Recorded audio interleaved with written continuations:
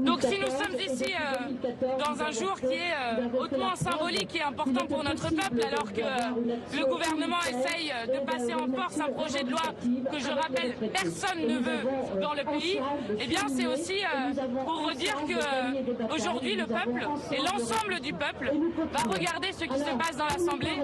Et quand vous voyez 2/3 des Français et des Françaises qui souhaitent que la motion de censure soit adoptée, qui permet à la fois évidemment de faire chuter le gouvernement, mais surtout d'enterrer la réforme des retraites, je pense que chacun des députés devra réfléchir avec sa conscience lorsqu'il votera cette motion de censure, parce que je le redis, voter pour cette motion de censure est le seul moyen pour chacun des députés de redire qu'ils sont contre la retraite à 64 ans.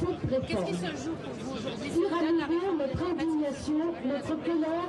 Évidemment que c'est au-delà de la réforme des retraites. Imaginez, vous avez un pouvoir qui, jeudi, a déclenché le 49-3 après, et c'est intéressant parce que les Français vont devenir spécialistes de la Constitution, après avoir déclenché un 47-1 qui limite le temps des débats, après avoir déclenché le 44-3 qui bloque le vote à l'Assemblée avec seulement des amendements choisis par le gouvernement qui sont tous regroupés dans un seul et même vote.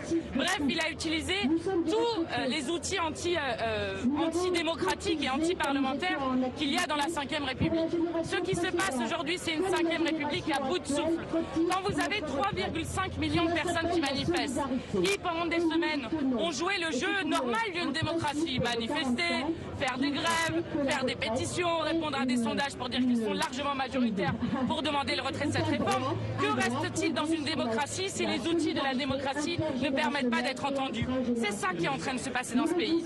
Et tout le monde a bien compris, contrairement au mépris du gouvernement qui expliquait qu'il fallait de la pédagogie, tout le monde a compris qu'ils allaient prendre 2 ans ferme. Personne n'en veut, que ce soit dans la jeunesse, dans les retraités ici, ou pour 93% des actifs, ce qui est une proportion absolument incroyable qu'on n'a jamais vue dans notre pays. Et je trouve intéressant de voir que, même dans les moments de galère comme ceux que sont en train de vivre des millions de Français, je parle évidemment de la vie chère, des prix de l'énergie, de la misère qui augmente dans notre pays de manière absolument désastreuse et catastrophique, et bien même dans ces moments-là, quand des gens hier ont fait 1h30 de queue pour pouvoir aller à la station essence, eh bien ils expliquent lorsqu'on les interroge que oui, ils galèrent, mais qu'ils soutiennent ces grévistes et toutes celles et ceux qui se battent contre cette réforme parce qu'ils ont bien compris que ces gens se battaient aussi pour eux. Donc quand vous avez un mouvement de soutien aussi fort, la question est qui décide dans ce pays? Est-ce que c'est un président de la République qui explique le soir du second tour où il a été réélu qu'il sait bien qu'il n'a pas été élu pour son programme et que ce vote l'oblige? Ou est-ce que c'est le peuple français, dans toutes les générations, dans toutes les professions, qui a le dernier mot? C'est ça qui est en train de se jouer. Et donc, pour nous, on prend ce moment à la hauteur de la gravité d'un moment politique et d'une crise de régime dans lequel le président de la République a décidé d'enfoncer l'ensemble d'un pays. Voilà, cette motion de censure, c'est en quelque sorte un des moyens de sortir par le haut de cette situation. Si les députés décident à 287 ou plus de censurer ce gouvernement, c'est une manière de sortir par une voie démocratique du blocage dans lequel nous a mis le président de la République. Si cette motion est jeudi par l'intersyndicale, évidemment nous y serons en nombre. Nous continuons à aller sur les piquets de grève, soutenir les grévistes. Nous continuons à collecter, et j'invite toutes celles et ceux qui peuvent le faire dans les différentes caisses de grève, à collecter pour des caisses de grève qui permettent à celles et ceux qui tiennent la lutte en premier lieu de tenir.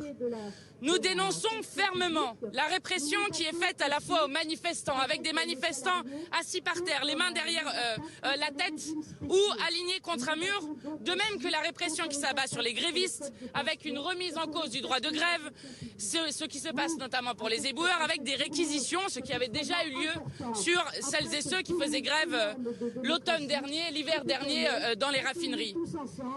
Alors, si cette motion ne passe pas, nous avons d'autres exemples dans notre histoire. Le CPE, par exemple. Je vous rappelle que le CPE avait été voté à la fois à l'Assemblée nationale et au Sénat, promulgué mais jamais appliqué, parce que la rue avait continué à se mobiliser.